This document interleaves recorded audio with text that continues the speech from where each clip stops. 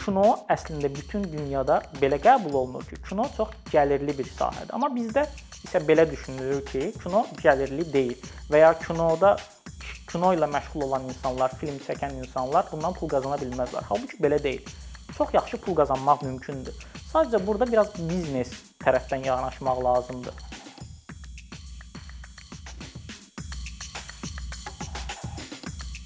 Hacı salam, xoş gördük sənə ikinci. Salam Fərid, xoş gördük. Təşəkkür edirəm dəvətinə görə. Sən sağ ol gəldiyin üçün. Mən düşünürəm ki, son illərdə Azərbaycanın mədəni həyatında ən vacib hadisələrdən biri ölkədə yeni bir kinematoqrafçı nəslinin yetişməsidir və hətta çox uğurlu bir nəsil kimi görünür qıraqdan. Çünki çox məşhur festivallara qatılır bizim rejissorlar, hətta bəzi xarici festivallardan mükafatla geri dönürlər. Bu baxımdan söhbətə buradan başlamaq istərdim ki, Azərbaycanda bu yeni kinematoqrafçılar nəsli necə formalaşdı və bu nəsil necə ortaya çıxdı? Əslində müstəqillik dövründən bu yana, xüsusilə də 90-lar ortalarına qədər çox müasir bir kinomuz var idi. Ən azından müstəqillikdən ilk dövrlər. Amma sonra biz gördük ki, getdikcə vəziyyət dəyişdi və müəyyən bir sükut dövrü oldu. Məncə o sükutdan sonra bu nəslin gəlməyi əslində biraz da diqqətin daha çox çəkməyə səbəb oldu. Çünki elə bil ki, bir çöküş var və insanlar deyir ki, nəhayət ki, Azərbaycan kinosu da üzə çıxır. Burada bir neçə faktor var ki, biz bunları deməliyik. İlk növbədə mənə elə gəlir ki, bu insanların beynəlxalq arenaya çıxmağının əsas səbəbi odur ki, bu insanlar xarici dil bilirlər və xaricdə müəyyən əlaqələri var. Bu onların dünyaya çıxmağını kömək elədi və dünya kinosu da, dünya sferası da maraqlıdır. Yeni yerlər, yeni adlar üçün xüsusilə elə festivallar olur ki, birbaşa məsələn Qafqaza və ya Mərkəzi Asiyaya fokuslanır. Ona görə də onlar öz şanslarını özləri yaratdılar. Digər tərəfdən, texniki tərəfdən baxsaq biz bunu görə bilərik ki, dünyada da bu trend var. Digital kameraların artımı və onların daha əlçatan olması, daha ucuz olması nəticəsində biz gördük ki, artıq istənilən insan çox rahatlıqla müəyyən keyfiyyətə qədər film çəkə bilər. Bu kimi faktorlar məncə onların yeni bir nəsil olaraq, yeni bir insanlar olaraq ortaya çıxmağına səbəb oldu. Və əsas məsələ və bütün bu ikisi ilə birlikdə əsas məsələ odur ki, bu insanlar həqiqətən də kinonu sevirlər, filmləri sevirlər və çox entuziast şəkildə davranırlar. Hətta öz şəxsi həyatlarından, hətta öz mənfəətlərindən, karyeralarından vaz keçirlər, imtina edirlər və gedib sırf məsələn kino ilə məşğul olurlar. Tutalım Hilal Baydarovundan nümunə verim ki, o ODTÜ-nü bitirmişdi, Orta Doğu Texnik Universiteti və o universiteti bitirən insanlar çox yaxşı yerlərdə gedib işləyə bilərlər, çox yaxşı karyeralara sahib ola bilərlər. Amma o məsələn onu imtina edərək neçə il belə adeta inzivaya çəkilərək film çəkməyə başladı və burada təkcə Hilal Baydarov yox, başqa nümunələr də var ki, onlar ən kiçik resursla belə müəyyən qədər yaxşı işlər görməyə çalışırlar. Məncə bu insanlar bu gün əgər çıxıbsa, bu gün dünyaya çıxıbsa, onların kino sevgisi burada əsas rol oynayır. Bu film çəkmək məsələsi müzakirə olunanda hər zaman maliyyələşmə məsələlərdə əsas gündəm maddələrindən biri olur. Azərbaycanda da tez-tez bununla bağlı müzakirələr gedir. Bəzi rejissorlar film çəkmək üçün büdcə imkanlarının məhdud olduğunu bildirirlər. Digər tərəfdən hər il biz dövlət büdcəsindən kifayət qədər böyük sayıla biləcək məbləğlərin kino çəkilişi üçün ayrıldığını görürük. Bu baxımdan istərdim bir təsəvvür yaradasan bizdə ki, ümumiyyətlə Azərbaycanda film çəkmək üçün hansı mexanizmlər var? Yəni hal-hazırda ölkənin bu film sənayesində çəkilən filmlərin maliyyələşmə mənbələri necə fərqlənir? Burada bir neçə mənbə var, bir neçə üsul var ki, insanlar bu yollarla filmlər çəkirlər. Onlardan birincisi, yəqin ki, bu hamının bildiyi kimi dövlət tərəfindən maliyyələşmədir. Sadəcə dövlət tərəfindən maliyyələşmə son illərə qədər ancaq sanki növbəli bir sistemlə işləyirdi. Bir rejissor film çəkirdi və o öz növbəsini gözləyirdi 5 il, 6 il ki, ona yenidən büdcə ayrılsın və ona pul verilsin ki, o filmini çəksin. Belə bir sistem var idi və amma son illərdə belə bir tendensiya var ki, müxtəlif yarışlar Nazirlik tərəfindən təşkil olunur ki, həmin o müxtəlif insanlar qatılsınlar və onlar ideyalarını ortaya qoysunlar, münsiflər onları seçsin və buradan seçilən filmlər maliyyələşsin. Elə bir yarışma da oldu. Hətta amma burada da məsələn belə bir problem var ki, keçən il yarışma olub, keçən il o yarışmada qazanan şəxslər var, amma hələ də o pulları ala bilməyiblər ki, gedib öz filmlərini çəksinlər. Təbii ki, orada ilkin olaraq verilən pul məbləği də böyük deyildi. Amma buna baxmayaraq nazirlik hələ də onların ödənişini etmir ki, bu insanlar film çəksinlər və ya film layihələrini inkişaf elətdirsinlər.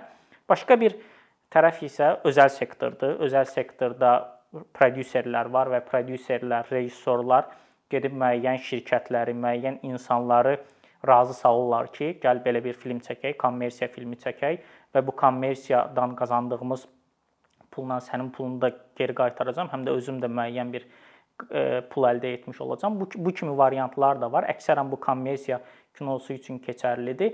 Başqa bir variant isə xaricdə olan bir çox layihələr var, bir çox fondlar var ki, onlara müraciət eləyirlər. Xüsusilə də bu sənədli film sektorunda bizim tez-tez qarşılaşdığımız bir haldır ki, onlar müraciət eləyirlər, öz ideyalarını ortaya qoyurlar və onsuz da sənədli film çəkmək üçün bədii nisbətən daha az pul tələb olunduğuna görə bu insanlar oradan o maliyyəni əldə eləyir və filmlərini çəkirlər. Məsələn, Çayxana Media adlı bir qrup var ki, o xüsusilə də bu mövzuda Azərbaycanlı rejissorlar sıx-sıx onlarla işləyir və bir çox başqa bu cür qurumlar da var bu fəaliyyəti göstərən. Ən sonuncusu isə rejissorlar öz maliyyə mənbələri ilə, özləri ciblərindən pul qoyaraq və ya demək olar ki, heç bir büdcə olmadan filmlər çəkirlər. Yəni belə bir mexanizm də var.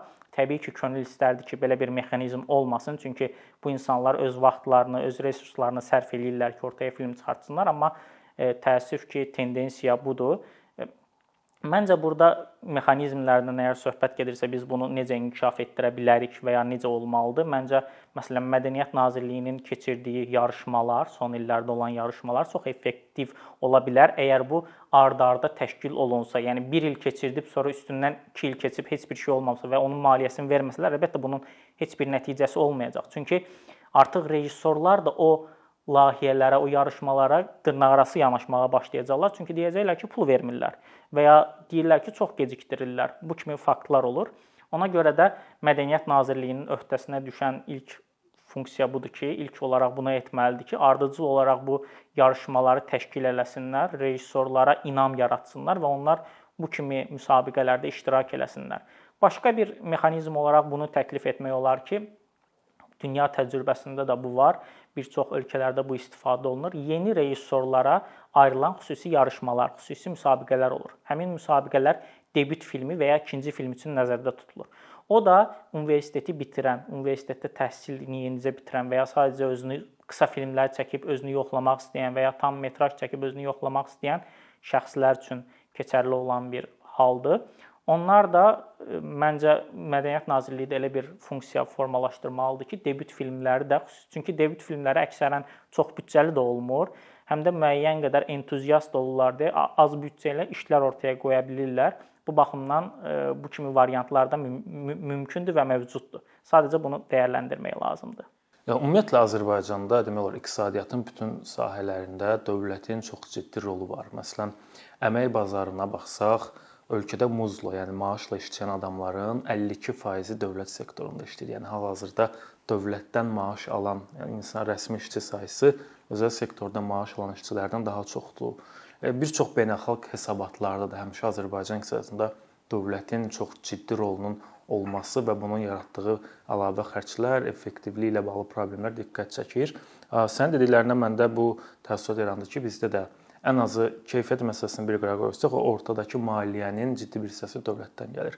Bu baxımdan mən maraqlıdır ki, sən Azərbaycanda film sektorunda dövlətin rolunu necə görürsən? Məsələn, hazırda atılan hansı mexanizmləri biz dəyişdirə bilərik? Sırf burada filmlərin çəkilməsi ilə yox, ümumiyyətlə ölkədə film sənayesi ilə bağlı maliyyələşmə, insanların resurslarına təmin edilməsi baxımından dövlətin bazarda hansı rolu daha məhsuldar, daha yaxşı yaradıcı mühitə kömək eləyə bilər? Mən düşünürəm ki, dövlət burada öz maraqlarını qoruyur. Azərbaycanda maddiyyat dövlətdən gəlir deyə əksərən kinoda onlar öz ideologiyalarına uyğun, öz propagandalarına uyğun işlərin ortaya çıxmağını istəyir. Amma mən belə düşünürəm ki, əgər burada dövlət müəyyən qədər kənara çəkilsə, sadəcə maliyyəni verib, həmin maliyyənin düzgün şəkildə paylanmasına nəzarət eləsə, daha çox insana çatmasına kömək olsa, bu daha effektiv olar. Çünki burada artıq bu həmin ortada olan maliyyədən istifadə edən və ya onun hesabına yaşaya bilən insan sayı artacaq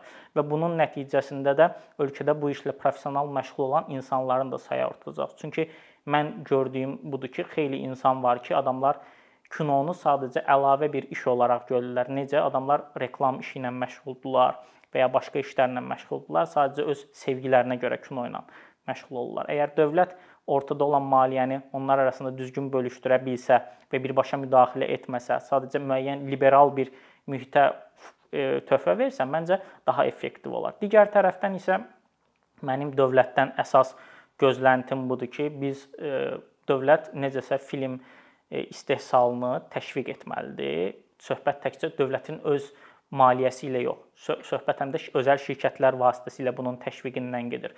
Bunun üçün də dövlət məsələn xüsusi olaraq müəyyən vergi endirimləri eləyə bilər. Müəyyən faizlə olan kreditlərin faizi aşağı salınmış kreditlər verə bilər ki, bu da artıq şirkətlərin, xüsusilə də özəl şirkətlərin film istehsalına marağının artıb çıxarmağına gətirib çıxarda bilər. Nəticə etibarilə görə bilərik ki, artıq özəl sektorda çox rahatlıqla film sənayesinə qoşula bilərlər. Çünki tutalım, əgər müəyyən güzəştlər olsa, özəl şirkətlər bunu düşünəcək ki, aha, mən burada buna qatılsam, ən azından mənim müəyyən vergi güzəştim olacaq və bundan əlavə həmçinin burada bir ehtimal da var ki, mən buradan pul qazana bilərəm. Bu da istehsal tərəfindəyə. Bir də distribusiya tərəfi var. Mən düşünürəm ki, dövlət bunu özü etməsə də, distribusiya tərəfində də bazarın böyüməsi üçün, bazarın genişlənməsi üçün kinoteatrların sayının artmasını təşviq etməlidir. Bunun üçün xüsusi subsidiyalar ayrıla bilər ki, müəyyən şirkətlər gəlib kinoteatrlar tiksinlər. Kinoteatrlar daha çox olsun. Bu isə özlüyündə kino sənayesinin böyüməyinə gətirib çıxardacaq. Təbii ki, dövlətin öz maraqları var və məsələn Azərbaycan filmə, Salnamə filmə və başqa bu kimi qurumlara pul ayırır ki, onlar filmlər çəksinlər, onların rəhbər şəxsləri çünki özdən yuxarı vəzifədə olan şəxslər qarşısında məsuldurlar. Onlar da davam edə bilər, çünki mən düşünmürəm ki, dövlət birdən-birə desin ki, mən daha bu andan etibarən heç bir şəkildə film sənayesinə müdaxilə olmayacağam, çünki dövlətin öz burada marağı var. Amma istər-istəməz müəyyən mənada geriyə yol atmalı və daha çox insana çatmağa kömək eləməlidir. Digər bunun bir televiziya tərəfi də var ki, biz tutalım görürük ki, son dövrlərdə ictimai televiziya, məsələn, onlar da dövlət tərəfindən maliyyələşirlər. Onlar özləri düşünürlər ki, Azərbaycanda yerli serial sektorunun inkişafı üçün seriallar çəkilsin, hətta ictimai televiziya filmlərdə də işləyirlər, filmlərə də büdcələr ayrılırlar. Bunlar əslində çox yaxşı hallardır, amma bu daha intensiv olmalıdır və daha hamıya əl çatan olmalıdır. Mən belə düşünürəm. Dövlət sektoru ilə yanaşı özəl sektorda, yəni kino sənayesinin inkişafı üçün çox vacibdir. Sən bayaq qeyd elədin ki, bəzi hallarda xüsusilə kommersiya filmləri ilə bağlı film çəkmək istəyən insanlar özəl şirkətlərdən maliyyə tapa bilirlər ki, bu filmlər də yəqin ki, əksər hallarda komediya və yaxud sevgi janrında olan filmlərdir. Bəs maraqlıdır. Biz son illər həm də görürük ki, beynəlxalq festivallarda və yerli kinoteatrlarda kifayət qədər maraqla qarşılanan daha ciddi məzmunlu festivallar üçün nəzərdə tutulmuş filmlər var. Həmin filmlərə özəl sektorun münasibəti necədir? Yəni həmin insanlar özəl sektorda maliyyə tapa bilmirlərsə, niyə özəl sektor orada daha az maraqlıdır və ümumiyyətlə Azərbaycan film sənayesində özəl produksionların, özəl biznesin yeri necədir hazırda və bununla bağlı hansı problemlər var? Əslində bəzi özəl produksionlar həmin festival filmləri ilə, belə dırnaqarası festival filmlərdə daha ciddi filmlərlə də iş görürlər. Onlara ən azından texniki baxımdan, xüsusilə də produksionlar kömək etməyə çalışırlar, amma film sektorunda olmayan, kənarda olan şirkətlər isə buna maraqlı deyil. Çünki bu filmlərin müəyyən bir geri dönüşü olmayacağını düşünürlər. Çünki həmin filmlər kinoteatrlarımıza çıxdığı zaman da kinoteatrda çox qala bilmir. Ən uzağı 2 həftə qalır. Halbuki biz komediya filmlərinə nəzər salsaq bunu görərik ki, onlar 4 həftə, 5 həftə, 6 həftə qalırlar. Yəni burada onların qalma səbəbi onların hələ də kinoteatrlarda çox maraqla izlənməyidir. İnsanların diqqətini cəlb edirlər. Amma həmin bu kimi festival filmlərində, bu cür art house filmlərdə bu vəziyyət yoxdur. Burada özəl şirkətlər barəsində mən bunu düşünmürəm ki, gələcəkdə bu vəziyyət çox da dəyişsin. Əslində bu beynəlxalq olaraq da demək olar belədir. Çünki nə edirlər burada? Dövlət özü bilərəkdən həmin filmləri daha çox maliyyələşdirir. Tutalım burada Türkiyə nümunəsini götürə bilərik. Türkiyədə biz hər hansısa bir kommersiya filminin dövlət tərəfindən maliyyələşdiyini görə bilmərik. Çünki dövlət bunda maraqlı deyil. Dövlət deyir ki, kinoteatr var, sən çək, kinoteatra göstər və oradan pul qazan. Dövlət isə bunun qarşılığında nə edir? Orada hər bir biletdən, hər bir izləyən tamaşaçıdan müəyyən vergi tutur. Həmin vergidən qazandığı pulu isə sonra yenidən bu incəsənət filmlərinə yatırım edir. Çünki dövlət düşünür ki, bu cür dövlətlər düşünür ki, bu mənim öz mədəniyyətimin, öz dünyamın təbliğidir və daha sonra mən ondan beynəlxalq bir nüfuz qazana bilərəm və bundan faydalana bilərəm. Ona görə də mən ən azından yaxın perspektivdə düşünmürəm ki, Azərbaycanda xüsusilə də festivallarda daha ciddi, daha ağırlıqlı olan filmlər daha çox diqqət çəkəcək. Əlbəttə, məsələn, elə ola bilər ki, tutalım hansısa bir filmimiz Cannes Film Festivalında mükafat qazandı və böyük bir ajiotaja səbəb oldu. Dünyada da böyük bir ajiotaja səbəb oldu. Əlbəttə, o Azərbaycana gəlsə, Azərbaycanda da izlənəcək. Çünki tamaşaçı maraqlı gələcək ki, bu film nədir ki, belə tutalım, nə bilim, Tom Cruise-un oynadığı film də var o festivalda, bizim film də var və bizim filmə mükafat veriblər. Bu filmdə nə var deyə. Əlbəttə bu cür də düşünə bilərlər. Amma yaxın perspektivdə düşünmürəm. Sadəcə özəl şirkətləri kommersiyaya daha çox təşviq edib, oradan gələn, kommersiyadan gələn pulu dövlət yenidən özü düzgün şəkildə bölsə, iki tərəfdə qazanclı çıxmış olar məncə. Yəni sən də qeyd elədin, doğrudan da son illərdə bizdə tez-tez kommersiya filmləri ilə bağlı belə çoxlu xəbərlər çıxır və bəziləri kifayət qədər Azərbaycan üçün kifayət qədər ciddi rəqəmlərdə izlənmə saylar olur.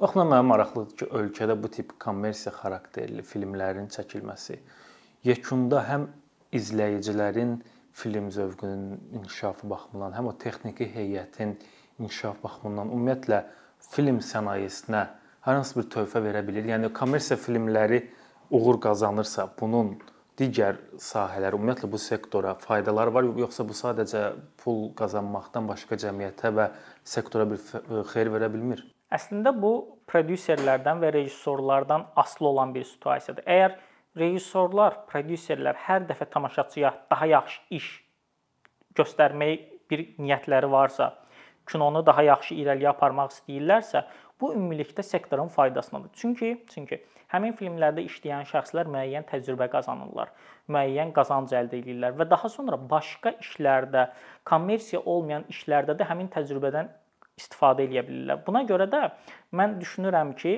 amma məsələn bizdə belə bir nümunə də oldu ki, bizdə 2010-ların ortasında uzun müddətdən sonra müəyyən filmlər, komediya filmləri çıxdı ekranlara və insanlar tərəfindən diqqətlə qarşılandı. İnsanlar çünki ac idi buna, bu cür məhsullara ac idi və onlar gedib izlədilər.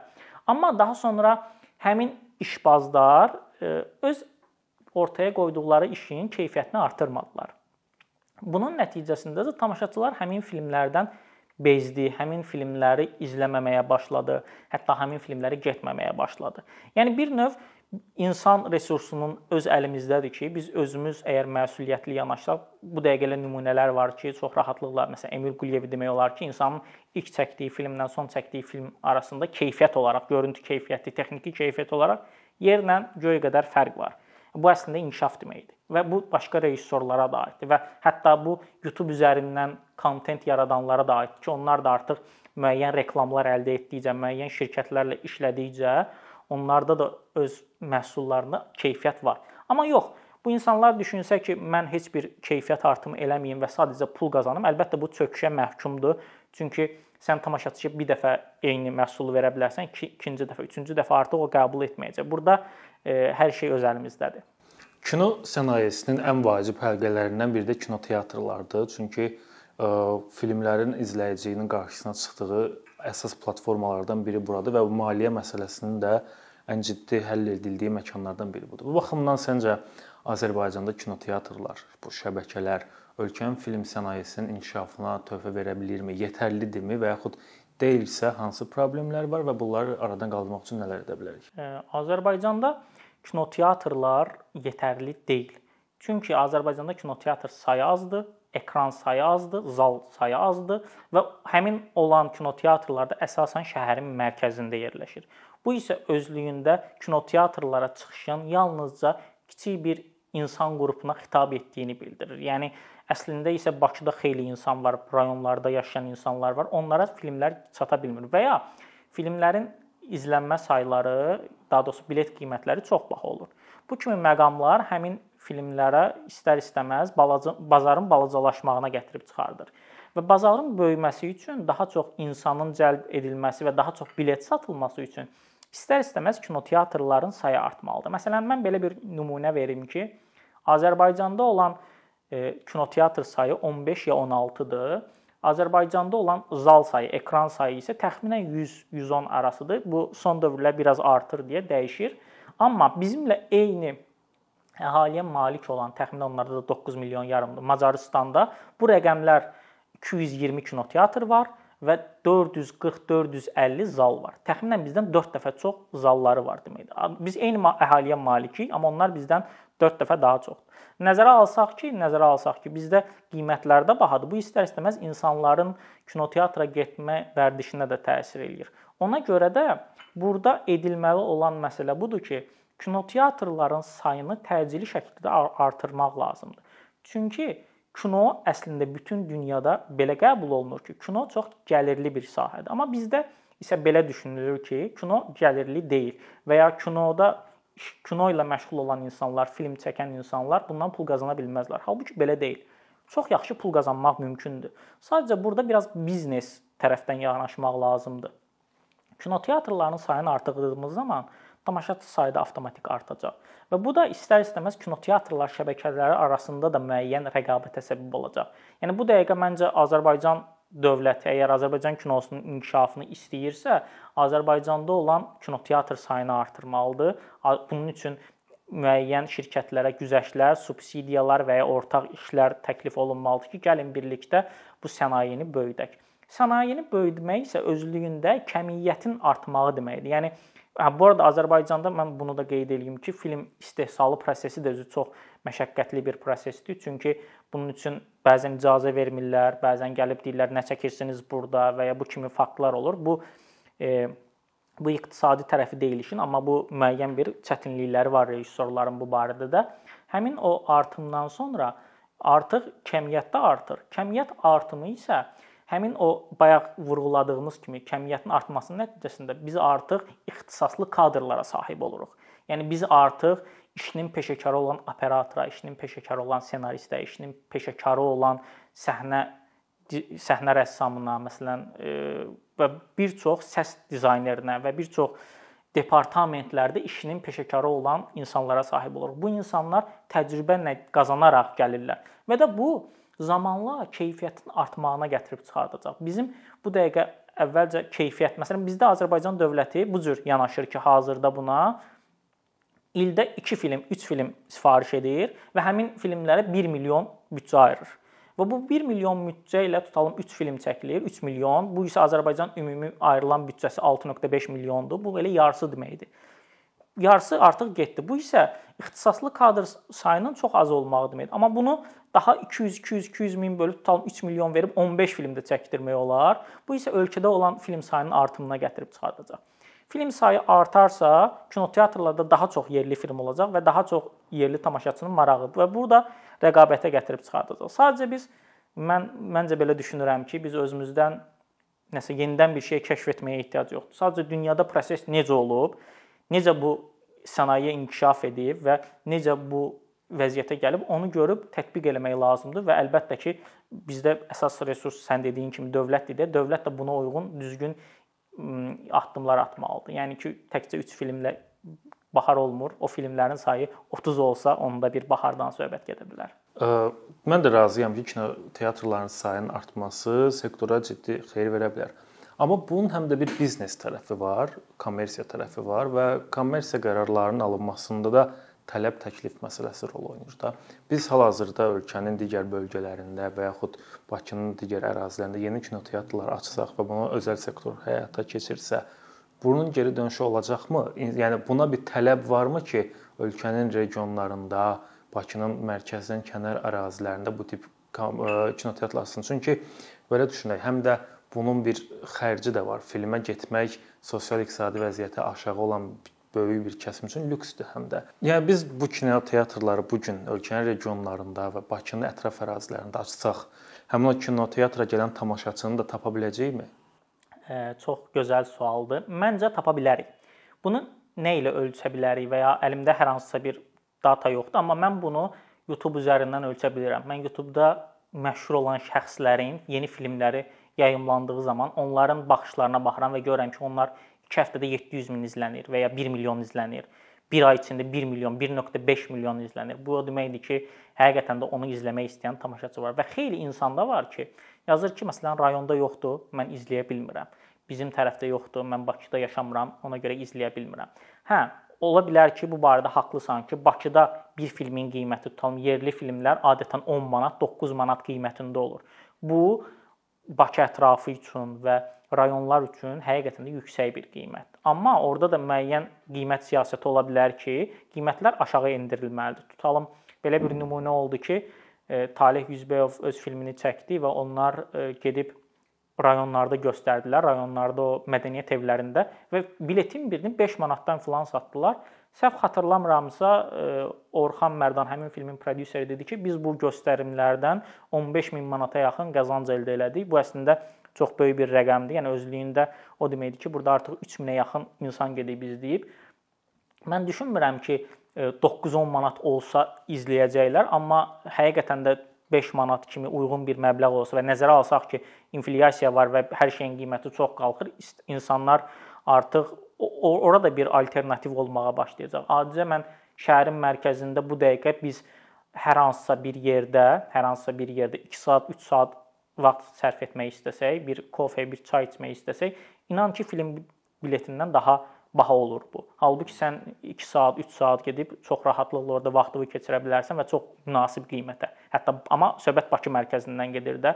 Yəni o rayonda da eyni situasiyanı yarada bilsək və rayonda da tamaşaçıları cəlb eləyə bilsək, inanıram ki, biz oradan da gəlir əldə edə bilərik. Bakı ətrafına gələndə isə, Bakı ətrafında da o problem var, amma məncə elə Bakı ətrafı üçün də dediklərim keçərlidir. Çünki heç də hamının hər gün kinoteatra məsələn Bakıya gəlməyə və ya həftədə bir dəfə Bakıya gəlmək kimi bir lüksü yoxdur. Çünki bu özlüyündə tam ailə ilə gəlirsənsə çox bahalı bir prosesdir. Çünki sən film izləməyə gəlirsənsə bir yemək də yeməlisən və amma daha çatımlı olsa, adam evindən çıxıb gedib film izləyib sonra yenidən evinə qayıda bilsə, bu məncə onların davranışlarına da təsir eləyəcək. Əslində bu nümunələr Sovet dövründə var idi. Orada kənd sovetlərində və müxtəlif yerlərdə belə kiçik kinoteatrlar var idi ki, insanlar, kənd cəmiyyəti həqiqətən də maraqla izləyirdi. Bu bir növ vərdişdir. Yəni kino izləmək, kinoteatrda kino izləmək vərdişdir. Həmin vərdişi yaradandan sonra mən inanıram ki, insanlar daim ondan istifadə eləyəcəklər. Maraqlı müzakirə üçün çox sağ olasınız. Minnətdaram dəvətiniz üçün də. Minnətdaram.